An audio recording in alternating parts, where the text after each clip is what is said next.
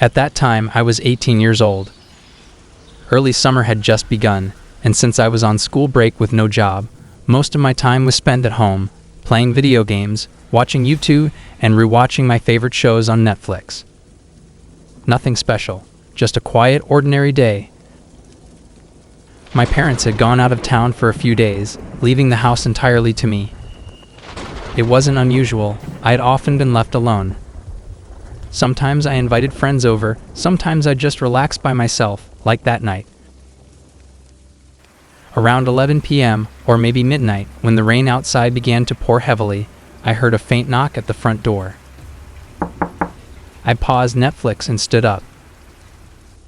I almost opened the door without thinking, but instinct kicked in. Who would come this late? I looked through the peephole. Outside stood two men. Both were wearing similar clothing, dark jackets, dark pants, and they were soaked from the rain. They stood directly facing the door, as if they knew I was watching them. I remained silent, waiting. A few seconds later, one of them said, "Hello, we'd like to speak with Mr. and Mrs. Ian."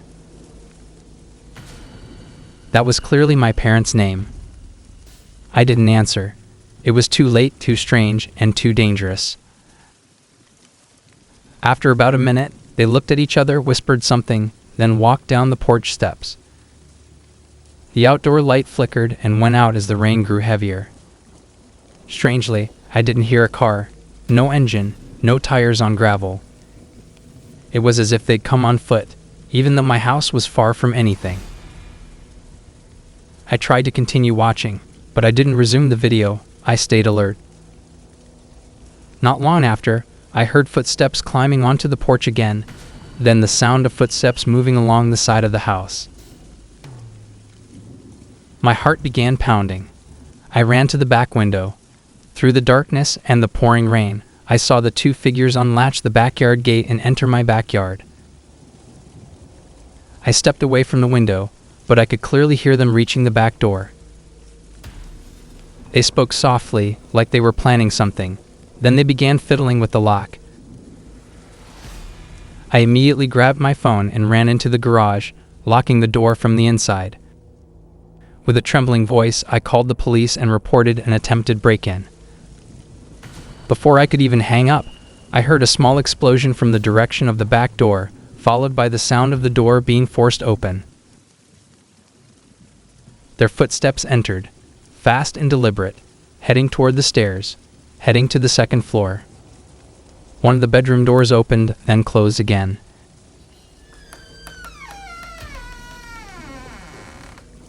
After that, silence. 10 minutes waiting for the police felt like 10 hours. The only sounds were the rain hammering the roof and occasional thunder rolling across the sky.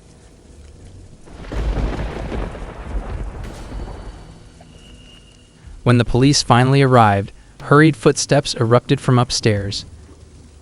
The two men began shouting at each other, sounding panicked or angry. The officers who came through the back door immediately rushed up the stairs, while another officer entered the garage and pulled me out of my hiding spot. The two men were arrested without resistance, but they offered no explanation at all. After weeks of investigation, it became clear they hadn't just wanted to rob the place. They had been looking for my parents, and from the way they moved, it seemed like they planned to wait upstairs until my parents returned home. I often asked myself, if I'd answered their first knock, would they still have broken in? Or would I have become their target that night?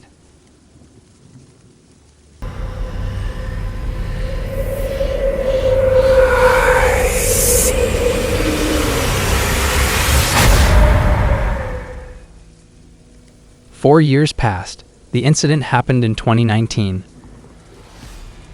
Now I live alone on the outskirts of a small town in Wyoming, in a small, quiet house far from the crowds. My home sits on a large stretch of land, surrounded by dark forest and a long dirt road rarely traveled by anyone. One rainy spring evening, I had just returned from work and spent the day watching TV. Around 6 or 7 p.m., I heard knocking again, soft, almost drowned out by the heavy rain. I opened the door. Standing there was a stranger, around his late 20s. He was drenched from head to toe, without an umbrella, without a bag. He said he'd been camping in the forest and needed a place to stay for the night. I didn't mind offering my phone so he could call someone to pick him up, but he refused. When I firmly told him he couldn't stay here, he just left. I watched him walk down the dirt road, then disappear into the forest. A little odd, but I brushed it off. 2 hours later, when night had fully fallen and the rain had grown even heavier, I saw a flicker of orange light through the back window. I peeked outside. A small campfire burned in the middle of the forest, despite the rain pounding on it. Standing beside it was that same man, holding something long, like a rifle. I closed the curtains and immediately called the police. But when I looked again, the man was gone. Only the faint fire remained, struggling against the rain. A few seconds later, I heard footsteps approaching.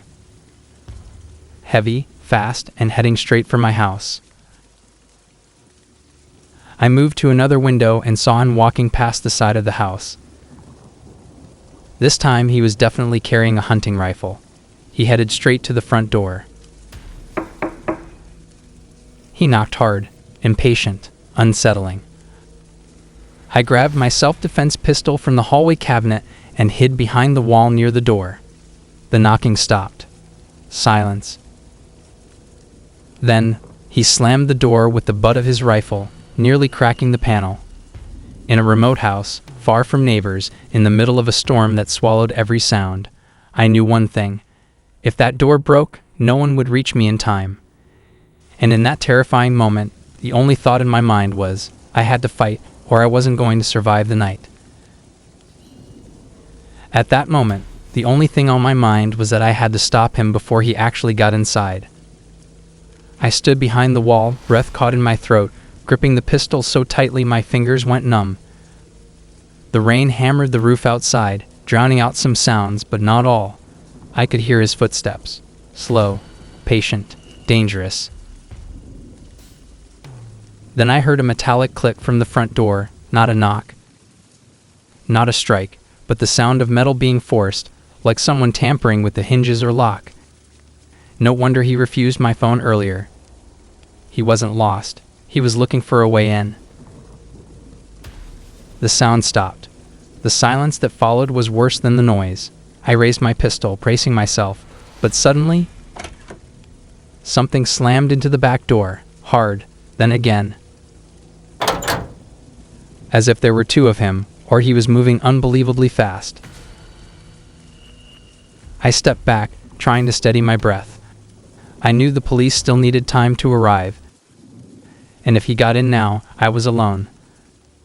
The house was isolated, no neighbors, and the storm would swallow any scream. Then came the sound that froze me completely. Footsteps inside the house. Not from the front, not from the back, but from the living room, as if he had been inside for minutes already. I didn't know how or when he entered. Maybe through the side window, the one with the loose latch I never fully fixed. Maybe he slipped in earlier, while I was focused on the front door. I held my breath. His steps were slow, heavy, dragging, like his boots were thick with mud from the forest. Then I heard his voice. Soft, raspy, close.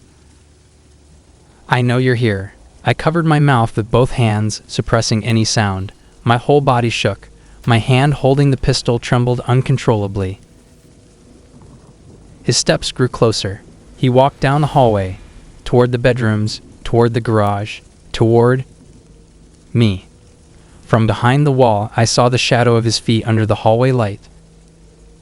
Muddy boots, soaked jeans, and the silhouette of the hunting rifle hanging at his side. "Come out," he whispered. "I don't want to hurt you, if you don't make me." That wasn't the voice of someone lost or in need. It was the voice of someone enjoying this. Someone hunting. And I was the prey. As his steps turned back toward the front door, I made one decision. I had to run, now or die.